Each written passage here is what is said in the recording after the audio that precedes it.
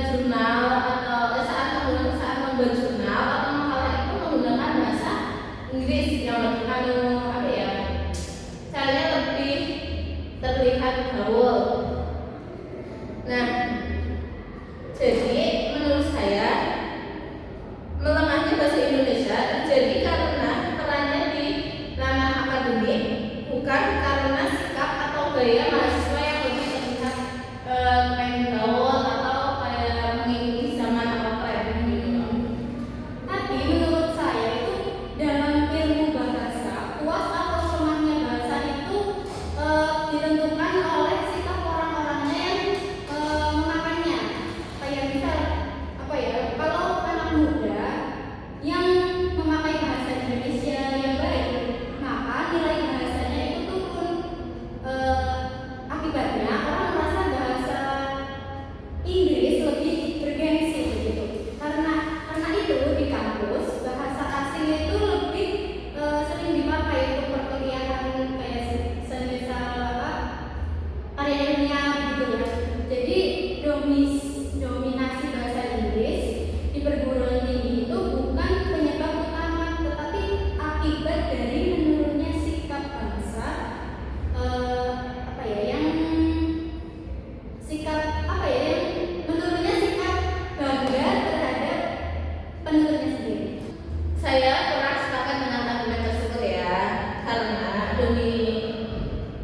dominasi bahasa Inggris di perguruan tinggi bukanlah sekadar akibat atau sikap anak, melainkan kayak kebijakan kampus atau akademik yang saat pembuatan tugas itu disuruh mencantumkan bahasa asing atau bahasa ilmiah lain yang asing agar lebih terlihat gaul, dan biasanya itu akan diberi nilai yang bagus atau diberi nilai yang lebih tinggi dari bahasa Indonesia yang baku. Nah, ketika saat pembuatan tugas itu yang ada bahasa asingnya nilainya lebih tinggi, berarti kan otomatis mahasiswa itu banyak yang lebih mencantumkan bahasa asing atau bahasa Inggris lainnya agar nilainya lebih tinggi. Jadi bahasa Indonesia akan hilang, terutama bahasa baku ya, akan hilang secara bukan secara langsung ya, tapi secara sedikit-sedikit gitu. Berarti ini kayak apa ya? Kayak kebijakan global gitu ya? Ya. Tapi kalau menurut saya itu tidak tepat ya, karena masalah ini itu tidak sepenuhnya disalahkan pada kebijakan global. Nah, kekuatan bahasa sebenarnya itu ditentukan oleh bagaimana penuturnya tadi menggunakan dan menghargainya. Nah, bahasa Inggris di kampus menurut saya itu hanya alat untuk berkomunikasi secara internasional. Nah, bukan untuk menggantikan bahasa Indonesia. Faktanya sekarang banyak negara maju yang tetap memakai bahasa nasionalnya dalam pengembangan ilmu tanpa hilangnya kualitas. Jadi melemahnya bahasa Indonesia menurut saya itu terjadi karena kurangnya komitmen dari kampus dan akademisi sendiri untuk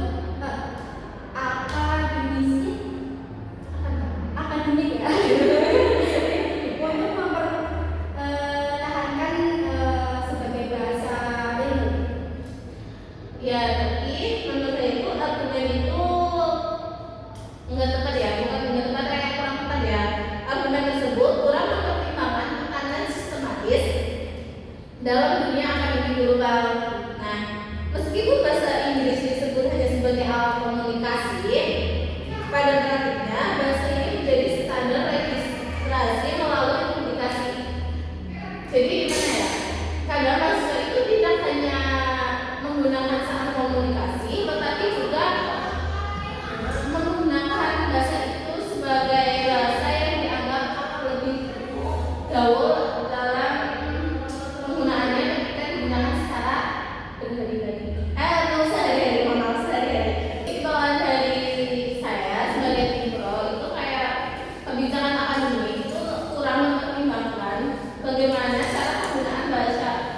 asing di dalam lingkup kampus agar tidak menghilangkan bahasa baku.